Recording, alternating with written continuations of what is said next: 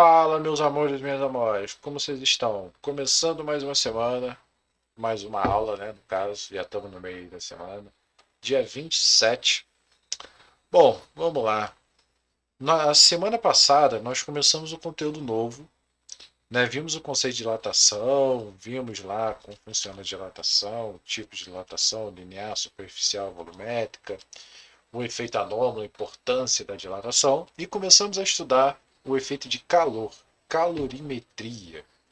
Né? Então, relembrando lá o que a gente estudou na semana passada, a calorimetria ela vai ser o calor que vai sair do meu corpo quente para o meu corpo frio. E isso vai acontecer até que ocorra o equilíbrio térmico.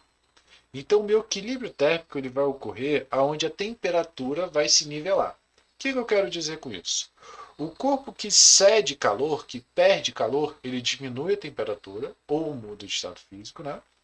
E o corpo que recebe calor, ele aumenta a temperatura ou muda o estado físico. Então existem dois tipos de calores, né? Dois tipos de transição dessa energia. Um vai gerar mudança de temperatura e o outro vai gerar mudança de estado. Acontece que essa mudança de temperatura e essa mudança de estado ela vai ocorrer até o que a gente chegue lá na temperatura de fusão, temperatura de ebulição. Ou seja, a gente viu ali que para o meu corpo sair do sólido e chegar no líquido, existe uma temperatura exata onde esse cara vai ter essa transição. Então, até chegar a essa temperatura, ele vai ter lá nosso calor sensível.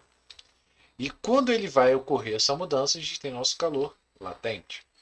Então, relembrando, calor sensível, ele vai ser dado pela forma Q igual a mc delta T, ou Q macete, certo? Q é a minha quantidade de calor, dada em calorias, M é a minha massa, C é o nosso calor específico, ou seja, propriedade do material. Areia é um, aço é outro, ferro é outro, alumínio é outro e por aí vai. E ΔT é o quanto variou essa temperatura. Lembrando que ele pode acabar pedindo a capacidade térmica também desse cara, mas nada mais é do que o calor específico vezes a massa. Tudo bem? E relembrando nosso calor latente, ele vai ser a massa vezes o propriedade do material, né? Vou até botar aqui, ó, que vai representar exatamente ali essa mudança de estado. Então é interessante que quando ele muda de estado, não tem variação da temperatura. Então, a gente chegou a fazer um exercício onde eu tinha gelo a -10 e levava a água até 40. Então, o que acontece? Nesse primeiro processo, eu teria o quê? Eu teria que primeiro o meu gelo a -10 ele chegaria a zero. Por que zero? Porque para o meu gelo mudar de estado físico, né, ele precisa chegar a 0 graus. Então, primeiro ele vai aquecer até a zero. Então, essa primeira equação é o nosso quimacete. Depois que ele fizer isso, ele vai para o nosso Q2, que é uma mudança de estado. Então, Q igual a ml. Depois que ele fizer isso, ele vai chegar ao nosso Q3, que aí ele vai ter outra mudança de temperatura. Então, a quantidade de calor total ela vai ser a soma desses três caras. Tudo bem? E eu passei para casa aqui três exercícios. A mesma coisa, só que agora eu tenho 50 gramas e ele vai de -20 até 60. Tudo bem? Até nem troquei aqui, ó, -20 até 60. Então vamos lá. A forma de resolução ela é a mesma. Tanto que eu vou aproveitar e vou até copiar tudo aqui, só para a gente economizar tempo. Né? Hoje, basicamente, a gente vai fazer mais exercícios. Então vamos lá. Ele vai estar ali a -20 e vai até 60. Então a quantidade de calor vai ser essas três etapas. Então na primeira etapa, ele vai ter o Q igual a mc ΔT, ele tem 50 gramas de massa, calor específico do gelo 0,5, e ele vai de -20 até zero. Então final menos inicial, né? Por isso que vai ficar menos com menos, vai dar mais. Então vai ficar 50 vezes 20, 100. É, dá 10 mil, né? Dá 1000. 1000 vezes 0,5, 500. Show? Então aqui acabou tendo igual. A nossa massa, que é quando ele muda o estado físico, vai ter 50. Então multiplica esse cara aqui, vai dar 36. Deixa eu só verificar aqui. Perfeito, certinho. E agora ele vai sair de 0 e vai até 60. Então a temperatura final é 60. Eu vou ter que a massa 50. Então eu vou ter 50 vezes 60, 3.000. Então a quantidade de calor total para ele desempenhar toda essa etapa é o meu Q1, que é 500, o outro 3.600 e o outro 3.000. Somando esses três, vai dar ali 6.000, 7.100. Deixa eu só verificar. 3.600, 36.000 na verdade, mais 3.000. Tá certo? Tá, né? Então errei um zero. Errei um zero. Dá 39.500. Então 39.500. Então essa vai ser a quantidade de calor que ele vai receber para mudar de estado físico. Certo? Então vamos aos próximos exercícios.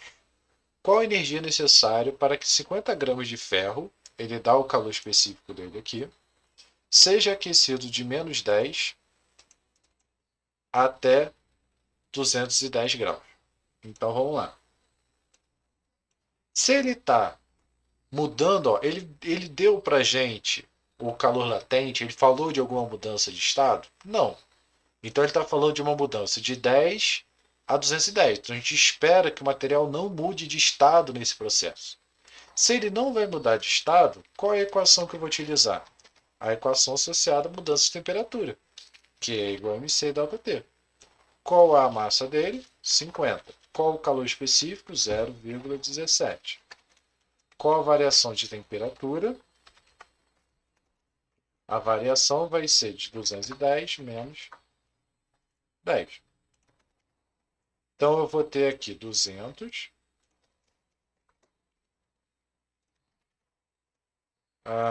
200 vezes 0,17 dá 34 vezes 50 dá 1.700.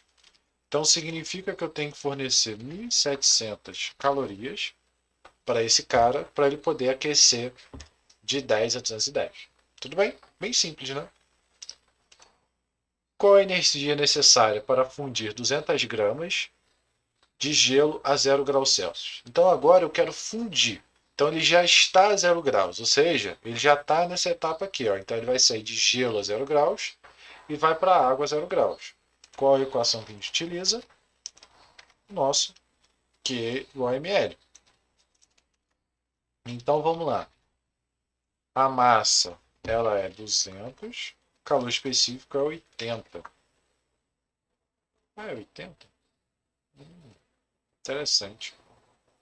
Jurar 720 é o calor latente de ebulição da água saindo para o líquido para o gasoso. Mas não tem problema não. Botei aqui, vai ficar aqui mesmo. Não vou trocar não. Então vamos lá. Vai dar 16, 1, 2, 3 calorias. Perfeito. Então, certo, gente? Então, o que a gente vai começar a ver? No início eu cheguei a falar sobre equilíbrio térmico, que é exatamente o que a gente vai ver hoje. Então, pensa comigo. O que é equilíbrio térmico? O equilíbrio térmico vai ser exatamente quando os dois chegarem à mesma temperatura, né? Então, ou seja, o equilíbrio térmico ele ocorre quando eu tenho uma troca de calor e quando ambos estabilizam essa temperatura. A questão é, eu quero saber exatamente que temperatura é essa para os dois estabelecerem. Então, ó, eu tenho um cara que está muito quente e outro está muito frio. Eles vão trocando calor até que chega o momento em que ambos vão estar mornos. Então eu tenho que o calor que o cara cedeu mais o calor que ele recebeu tem que ser igual a zero. Certo? Então o que a gente vai fazer aqui? Eu vou fazer a primeira questão e as outras questões vão ficar para casa. Tudo bem? Então vamos lá. Em uma xícara contendo 150 ml de chá a 70 graus Celsius, adiciona-se 50 ml de água a 10 graus Celsius. Considerando que a xícara tenha capacidade térmica desprezível e que não ocorra troca de calor entre o líquido e o ar, determine a temperatura de equilíbrio. Então eu tenho dois caras. Né? Eu tenho uma xícara com chá a 70 e água a 10 graus. Certo? Então vamos anotar quais são as informações que a gente tem, para a gente não esquecer. Então vamos lá. Então eu vou ter aqui, ó, chá. Eu tenho 150 ml de chá a 70 graus Celsius. Perfeito. Então eu tenho esse cara. E aí eu vou misturar com 50 ml de água. Lembra que chá também é água, né? Tá bom? A 10 graus Celsius. Beleza. Então, o que vai acontecer aqui? Ó? Ambos vão trocar calor, né? Repara que é água. A água, ela vai variar. Qual a temperatura que ela vai variar? Se eu tenho um cara a 70, eu tenho um cara a 10, o meio termo vai ficar entre 0 e 70. Concorda comigo? Desculpa, entre 10 e 70. Então, entre 10 e 70, minha água não muda de estado físico. Minha água, ela só vai mudar a temperatura. Então, nos dois casos, eu vou ter o quê? Eu vou ter o Q igual a mc delta T. Então, eu vou ter que a quantidade de calor cedido mais a quantidade de calor recebido é igual a zero. Né? Foi o que a gente viu na última aula. E aí, o que vai acontecer? Deixa eu dar um jeitinho aqui, porque a conta ela vai crescer um cadinho. Quem foi o cara que cedeu? Vai fazer diferença para a conta? Não, mas só para a gente poder interpretar. Quem cede é o quem tem maior temperatura. Então, o meu cedido vai ser o chá e o recebido vai ser quem? Vai ser a água. Tudo bem? Então, como que vai ficar a minha equação? A minha equação ela vai ficar da seguinte forma. Deixa eu pegar aqui.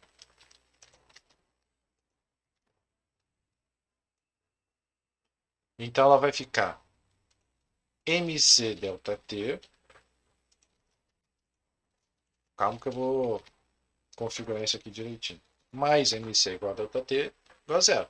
Ambos não estão variando a temperatura, então ambos vão ter relação a isso. Só que aí o que eu vou fazer? Só para a gente poder identificar um pouquinho melhor, esse cara é a massa do chá, né? Então eu vou ter aqui a massa do chá, vou ter a massa da água. Aqui vai ser a variação de temperatura do chá. Então, delta T do chá e delta T da água. O calor específico dos dois são iguais, porque ambos são água. Né? Chá também é água. Tudo bem? Então, a minha equação ela vai ser exatamente isso. Ou seja, eu tenho a quantidade de calor, quantidade de energia cedida pela minha água, quantidade de energia cedida pelo meu chá. Pela chá e pela água. O que acontece? Aqui é o valor de Q. Ele pode ser tanto o Q igual a mc delta T, quanto o Q igual a ml. Tanto faz. Né? Isso eu vou ter que analisar. Então, vamos lá. É o exemplo que eu tenho, por exemplo, do refrigerante com gelo. Né? O gelo derrete e o refrigerante esfria. Então, em um seria o Q igual a ml, que seria o do gelo, e o do refrigerante seria Q igual a mc delta T. Né? Então, vamos lá. Como que a gente vai resolver essa equação? Então, agora que a gente já tem esses dados, deixa eu lidar com eles. A gente vai utilizar essa densidade, vai utilizar os dados direitinhos, mas agora a gente tem mais espaço.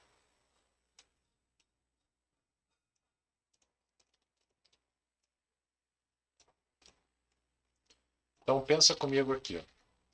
Qual é a massa do chá? 150 ml. Aqui ele diz para a gente, ó, 1 grama por 150 ml. O que é densidade? Densidade ela diz que para cada 1 ml eu tenho 1 grama. Ou seja, na água, 1 quilo é igual a 1 litro. Então, se eu tenho 150 ml, significa que eu vou ter 150 gramas. Então, a massa do meu chá ela é 150. Tudo bem? Que seria 150 gramas. O calor específico, ele fala aqui, ó, 1 Qual é a variação de temperatura do meu chá? Lembra que a variação de temperatura final menos inicial. Então, T, que eu não sei quem é, menos qual a temperatura inicial? 70. Tudo bem? Começou com 70. Agora o da água vai ser quanto? 50 vezes 1. Qual a variação de temperatura da água? T menos 10. Lembra que a temperatura de equilíbrio é igual? Por isso que eu estou colocando tanto esse T quanto esse T iguais. Tudo bem? São o mesmo cara. Então, agora substituindo, vai ficar 150 vezes, né? O 1 aqui a gente pode tirar. Show de bola. Então, multiplicando 150t menos 150 vezes 70. Nossa, vai dar um númerozinho grande, hein? Vai dar 10500. 150 vezes t vai dar isso, e aqui vai dar 500. Então, o que eu vou fazer? Todo mundo que tem t, eu vou passar para um lado, quem não tem, eu vou passar para o outro, né? Então, esse cara aqui, ó, ele vem para cá, e o restante eu passo para o outro lado e mudo o sinal. Agora é só resolver, né? Então, aqui vai dar 200.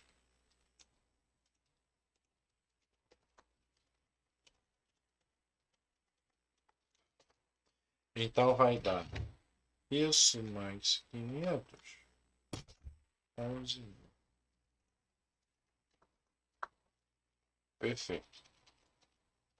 Então, eu vou ter que a minha temperatura, vou botar aqui no cantinho, ela vai ser 11.000 dividido por 200.